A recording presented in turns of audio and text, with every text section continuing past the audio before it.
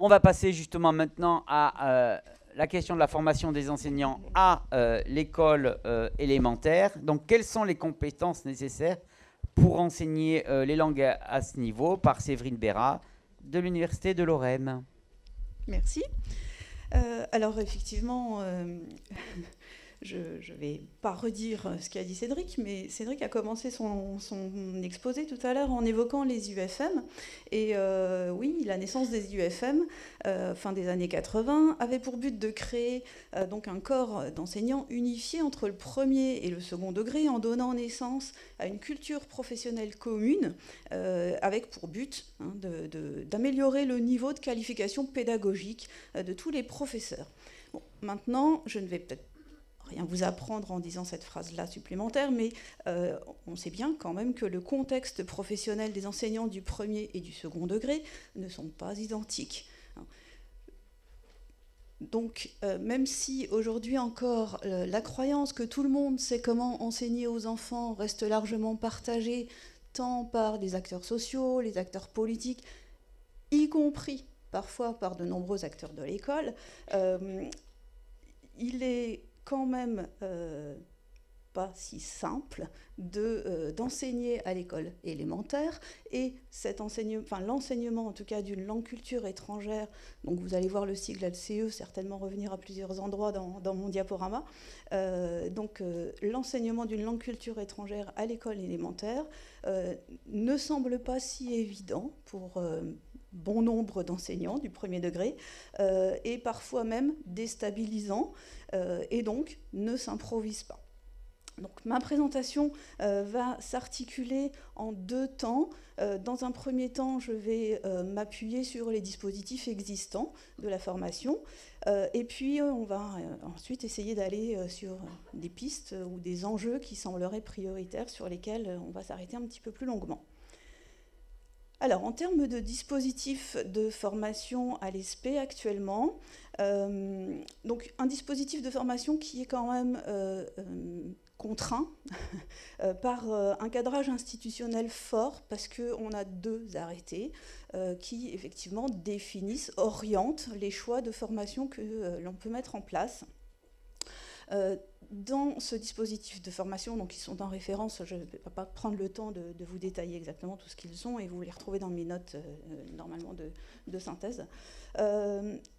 On peut mettre en place, le dispositif de formation à l'ESP actuellement s'organise autour d'une dimension pratique de langue assez important, assez conséquent,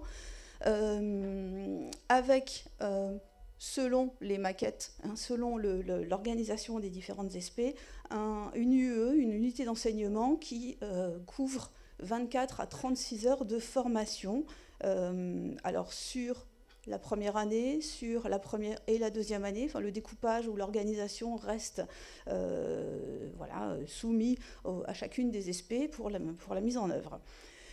Cette unité d'enseignement de pratique de langue vise un niveau B2 de validation, un niveau B2 qu'on attend au bout quand même de 10 années de pratique de langue étrangère au cours d'une scolarité, auquel on ajoute 3 années potentiellement de pratique aussi pendant les années de licence. Sachant, oui, je ne vais pas rappeler ce qu'on disait hier sur effectivement déjà peut-être un niveau atteint d'un niveau C1, donc en terminale L pour les lycéens qui choisiraient cette filière. Un choix de langue dite de spécialité. Alors, selon les ESP, on a une offre de formation qui est un peu différente.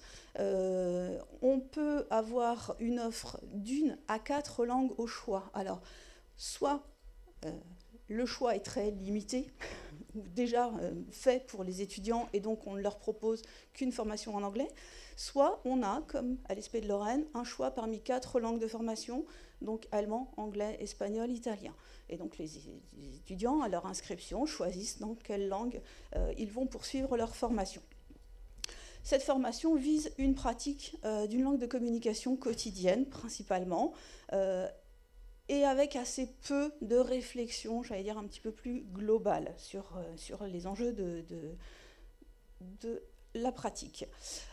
Donc, une formation plutôt guidée par des choix externes, affichés par niveau linguistique et hiérarchisée, puisque le choix de langue questionne, rappelle en tout cas cette question du statut aussi des langues. Le choix de l'anglais, je disais tout à l'heure, qui du coup peut être un non-choix pour certains étudiants sur leur engagement dans cette formation. Je vous propose de nous arrêter un tout petit peu sur une étude empirique en formation initiale, au cours de laquelle on a interrogé des étudiants en première année de master. Alors, on a interrogé ces étudiants, d'une part, sur des opinions, leur opinion par rapport à la pratique d'une langue vivante étrangère en formation.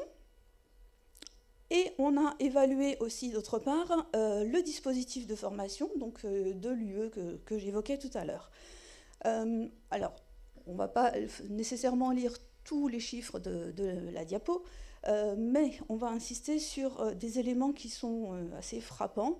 La plupart des étudiants expriment leur opinion en disant qu'il faut plutôt avoir un bon niveau de langue pour pouvoir enseigner une langue.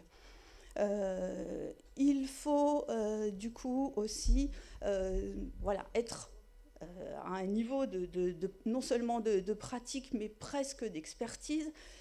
Et ils sont plutôt satisfaits puisqu'ils valident leur UE de langue au cours de cette formation. Donc on peut penser que tout va plutôt bien, tout est plutôt positif.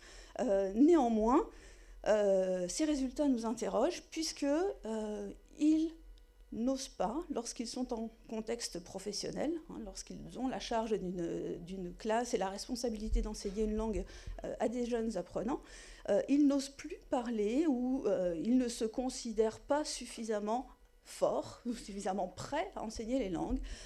Et donc, on arrive à l'expression d'une forme d'insécurité dans leur pratique professionnelle, parce que, apparaît en fait ce que j'évoquais et ce que j'évoque aussi dans ma note, le mythe du locuteur natif qui devient une sorte de modèle, parce qu'il faut s'assurer de bien pouvoir parler pour bien enseigner. Alors, à cette dimension de pratique de langue s'ajoute une dimension didactique en formation. Alors, une dimension didactique qui est très dépendante des préconisations des textes officiels ou de textes européens, avec, encore une fois, la prégnance d'une dimension linguistique, même en formation didactique, c'est-à-dire qu'on va avant tout chercher comment on va pouvoir, qu'est-ce qu'on va faire apprendre en grammaire, ou quel lexique on va faire apprendre à ces jeunes enfants. Et on va surtout voir apparaître une tension entre des besoins de savoir théorique et des demandes de ressources en fait, qu'on pourrait leur mettre à disposition. Donc la jolie caisse à outils, la boîte bien faite avec toutes les fiches de préparation ou toutes les ressources que l'on pourrait utiliser. Ce sont les premières demandes exprimées par les étudiants, alors qu'en fait, on aurait besoin, ou ils auraient besoin aussi, de savoir théorique, parce qu'ils en disposent assez peu. Donc, une UE, ou une partie de formation, parce qu'une petite UE de dimension didactique, donc une petite partie de formation, qui exprime en fait des difficultés à changer de paradigme, non seulement chez les étudiants, mais aussi chez les formateurs, en fait, puisqu'on est aussi dans la reproduction, finalement, d'un certain vécu, d'un certain fonctionnement, ou de certaines idées, de certaines représentations de ce qu'est l'enseignement des langues. Et donc, un changement de paradigme qui ne s'opère pas encore exactement, complètement, pour répondre à la super diversité de la société actuelle. On en a déjà parlé depuis hier, de cette super diversité, en tout cas de cette diversité sociale qui apparaît, et que les jeunes enseignants vont rencontrer dans leur classe quand même. Donc, on reste dans une approche plutôt cumulative, là aussi on l'a déjà plusieurs fois évoqué depuis hier, et on peine un petit peu à s'engager sur une approche qui serait davantage compréhensive des langues, avec un cloisonnement encore très fortement marqué, etc.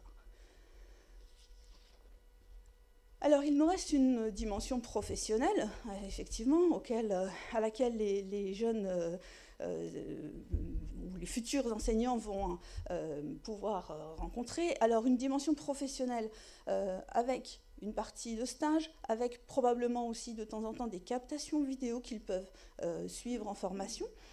Donc des dispositifs, des pratiques données à voir, mais qui ne sont pas systématiques. Alors pourquoi non systématiques?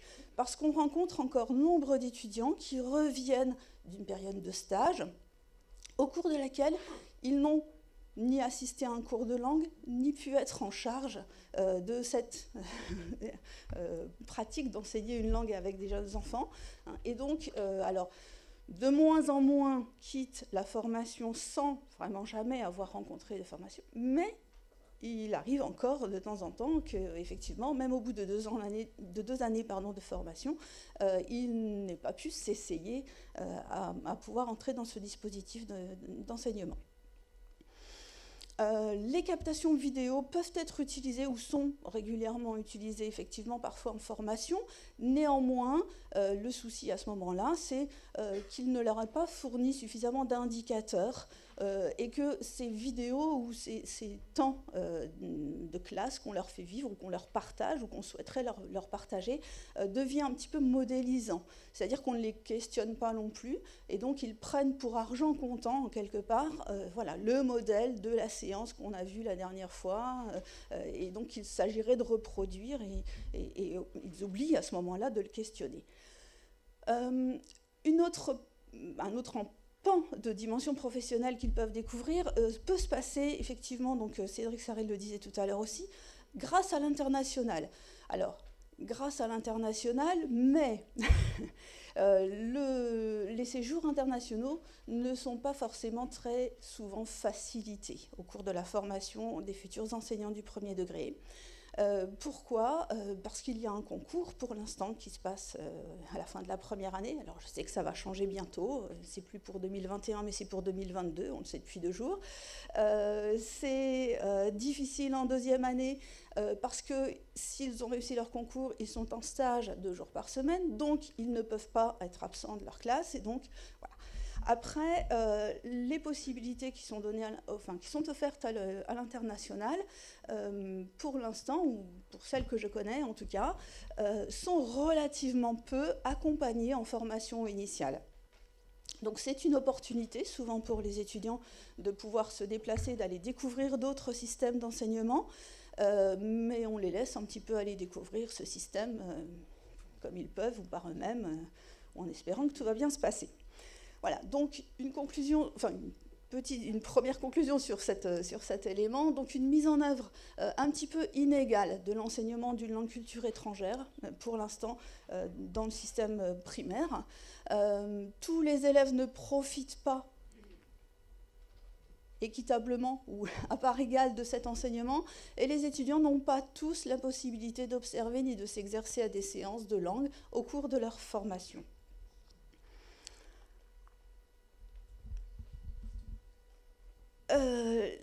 Ce que l'on peut aussi observer et retirer de ce qui se passe sur ces formations mises en œuvre pour l'instant, c'est un faible impact des approches réflexives.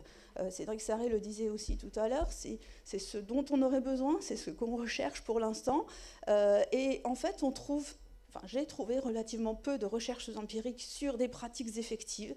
C'est-à-dire qu'on a relativement peu de recherche, formation disponible pour avancer sur ces questions. C'est une plaisanterie.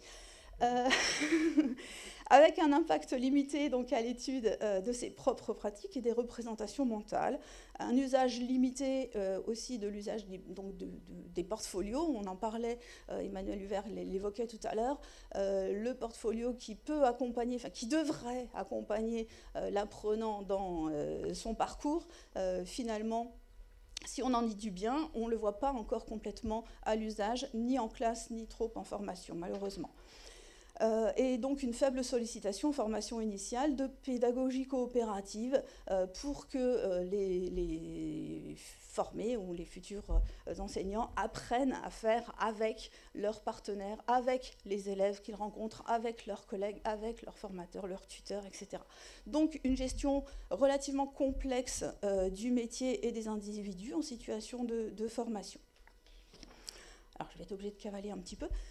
Pour arriver sur les enjeux prioritaires de la formation, puisque au vu des constats précédents, on peut essayer quand même de s'engager ou de réfléchir à des choses que l'on pourrait souhaiter ou que l'on aimerait faire.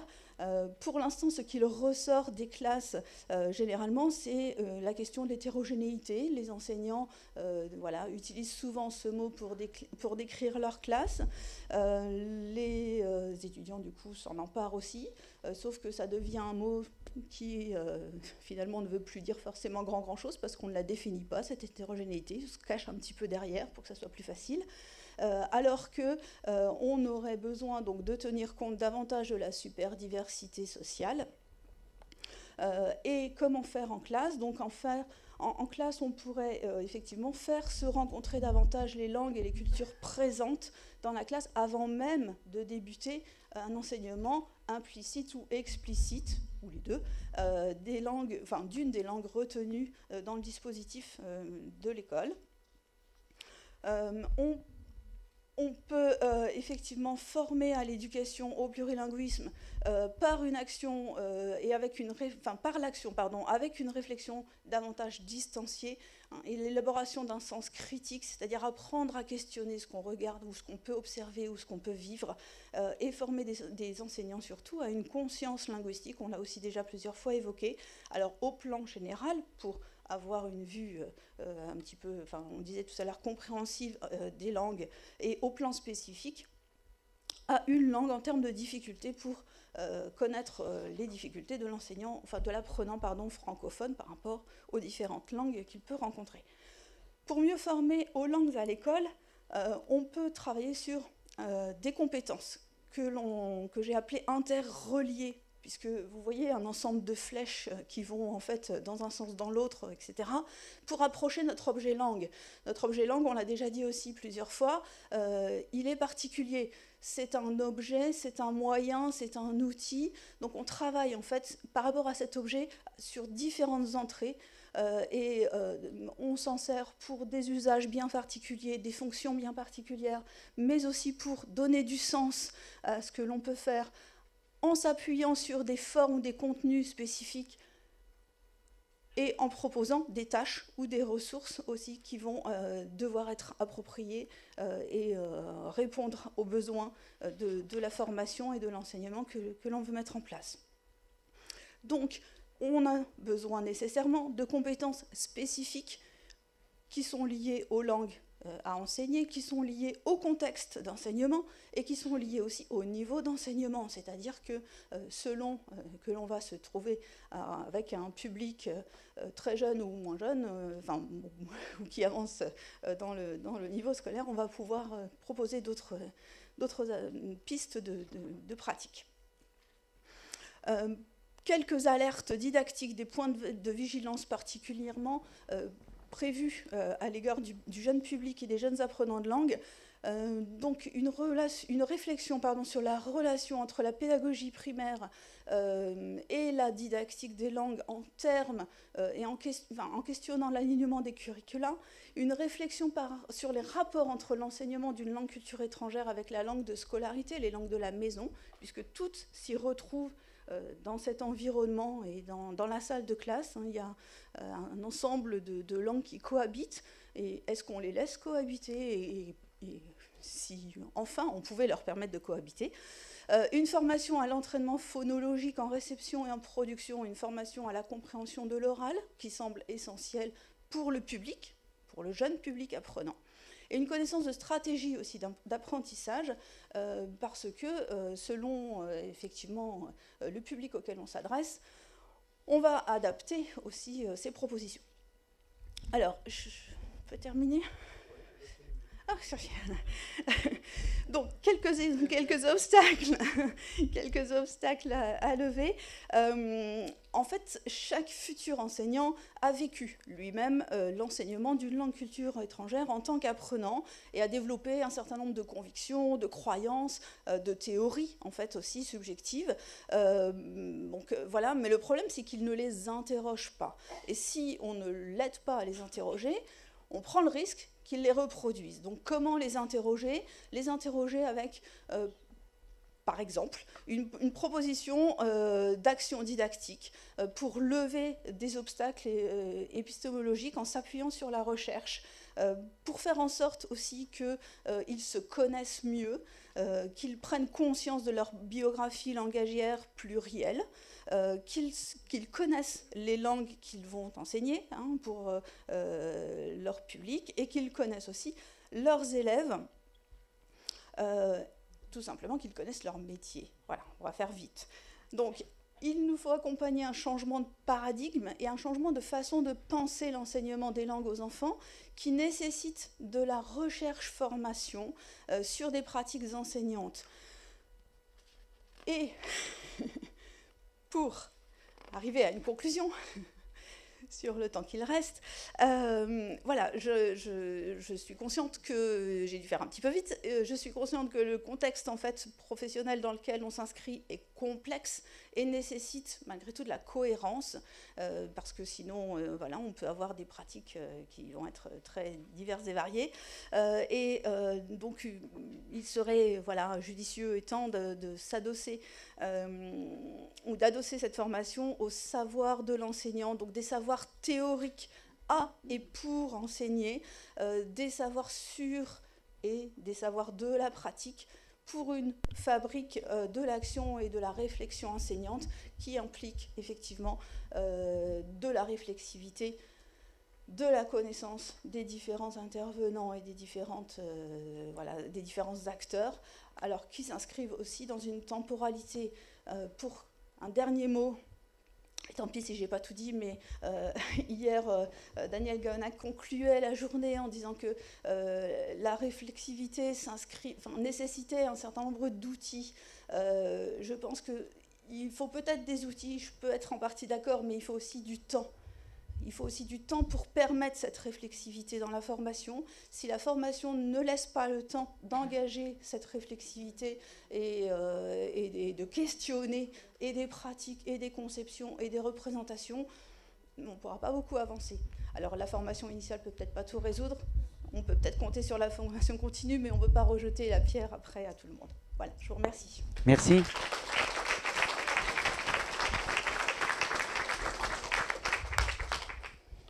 Questions du jury d'abord ? Oui, alors merci Madame Béra pour toutes ces informations et perspectives très riches. On voulait revenir sur un aspect que vous avez évoqué 2 fois dans votre intervention, à savoir le mythe du locuteur natif. Dans votre note, vous aviez donné une piste intéressante en parlant de co-animation entre professeurs natifs et non natifs. Vous y voyez une piste pour un enseignement de qualité. Mais ce mot de co-animation, il est actuellement assez à la mode et on a un petit peu de mal à mettre des choses concrètes derrière parfois et à voir quelles pratiques sont réellement intéressantes. Alors, est-ce que vous pourriez nous préciser des situations concrètes qui vous sembleraient intéressantes à mettre en œuvre ? Pensez-vous par exemple que les interventions des assistants de langue étrangère dans le premier degré pourrait être intéressante? Est-ce qu'on pourrait envisager d'autres acteurs? Alors, je ne sais pas, les parents d'élèves, voilà. Et puis, comment former les acteurs, alors du coup les enseignants et éventuellement les autres acteurs pour qu'on arrive à une co-animation de qualité et fructueuse. Et puis, voilà, au-delà des... Bon, on va peut-être s'en tenir là, déjà. C'est déjà beaucoup. Ça fait déjà beaucoup. Merci. Alors... non, c'est la fin, la blague de fin de journée est compliquée. Alors, co-animation Alors... le locuteur natif, vous avez vu dans ma note déjà, le locuteur natif me pose un petit peu problème en tant que locuteur natif, et c'est un petit peu la difficulté aussi de l'usage de l'expression en français, puisque on ne fait pas nécessairement la différence entre l'enseignant natif et le locuteur natif.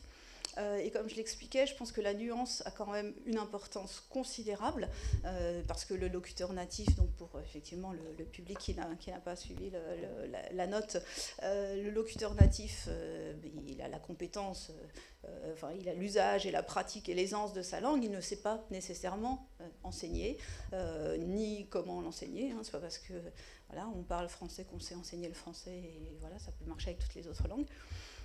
Donc l'enseignant natif a cet avantage d'être entré, d'avoir mis un pied, j'allais dire déjà, dans l'enseignement, donc de s'être posé certainement quelques questions pour préparer ses enseignements. Donc on peut se dire que ça peut aider et on peut y trouver un avantage. Donc maintenant, en termes de co-animation, de collaboration, je préférerais d'ailleurs peut-être collaboration, co-animation, des deux partenaires, en fait je reviendrai bien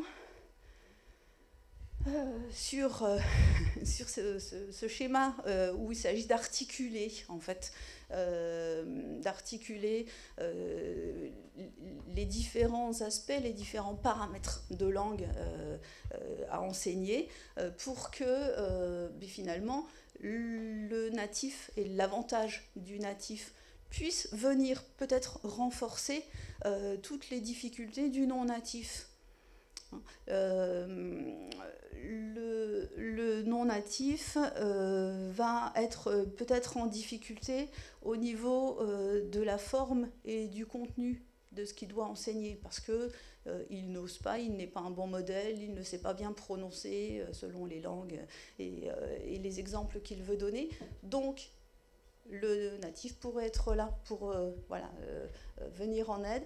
Par contre, définir des tâches, du coup, c'est plutôt la mission de l'enseignant qui, en fonction des objectifs d'enseignement qu'il a fixés, va pouvoir faire des choix et opérationnaliser et mettre en place son enseignement.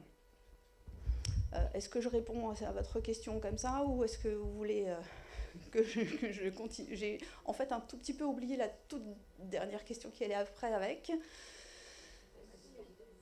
Alors, oui, d'autres acteurs, pardon, effectivement. Alors, d'autres acteurs, mais vous l'avez déjà évoqué, effectivement, généralement, dans le premier degré, les acteurs qui interviennent sont souvent aussi des parents, hein, les mères de famille ou voilà, des parents que l'on sollicite pour leur expertise de pratique de la langue et qui, du coup, ont, j'allais dire, presque le même type de profil, c'est-à-dire qu'ils ne sont pas formés pour enseigner, donc ils ont l'expertise d'une pratique de la langue, mais voilà, il leur manque un petit pan d'expérience, d'enseignement, et donc la collaboration avec l'enseignant, effectivement, va trouver son avantage sur des mises en œuvre voilà, judicieuses et articulées, en fait, d'une collaboration et d'un travail avec, enfin l'enseignant pourrait travailler avec le parent, enfin l'intervenant, voilà, natif qui apporterait des ressources éventuellement, ou voilà, du matériau à enseigner. Alors, sur le Padlet, le débat fait rage sur le niveau supposé, déploré, espéré, souhaitable, etc. des étudiants en langue. Alors, enfin, le niveau en langue des étudiants de l'ESP, avec des tas de propositions différentes, le concours, l'épreuve avant, non, il faut rattraper après, ils sont à 1 alors qu'ils devraient être en B2, etc. etc. Voilà, vous avez un peu répondu, je trouve, surtout dans la fin de l'exposé. En fait, peut-être deux petites choses à repréciser. Il n'y a pas d'épreuve de langue étrangère au concours, hein, pour les enseignants, pour les futurs enseignants du premier degré. Donc, voilà. On laisse à la formation, du coup, gérer cette validation de niveau. Il n'y a pas de certification non plus exigée, parce qu'on s'est rendu compte à une époque où on a tenté cette mise en place que si vraiment c'était le coup près, on perdait potentiellement tous les enseignants.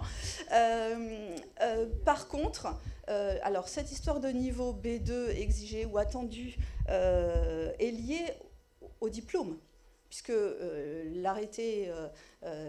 arrêtés définissant la formation de master, donc master MEF des métiers de l'enseignement, de l'éducation et de la formation, sont contraintes par ces arrêtés qui exigent un niveau B2 en termes de diplôme et de validation du diplôme. Je crois qu'il est relativement tard, non? Il y a encore... La dernière, vraiment très courte, là. Parce que... Alors, une question courte qui va essayer de rapprocher le premier et le second degré. On l'a fait hier dans le cadre du cursus du parcours de l'élève. J'ai essayé de le faire dans le cadre du parcours de formation des enseignants. Dans votre note qu'on a eu grand plaisir à lire, vous préconisez une formation globale et non découpée en rondelles par cycle. Pensez-vous qu'enseignants du premier ou du second degré devraient, par exemple, bénéficier de davantage de formations communes, initiales ou continues, et sur quels sujets? Quelques sujets rapidement. Merci beaucoup.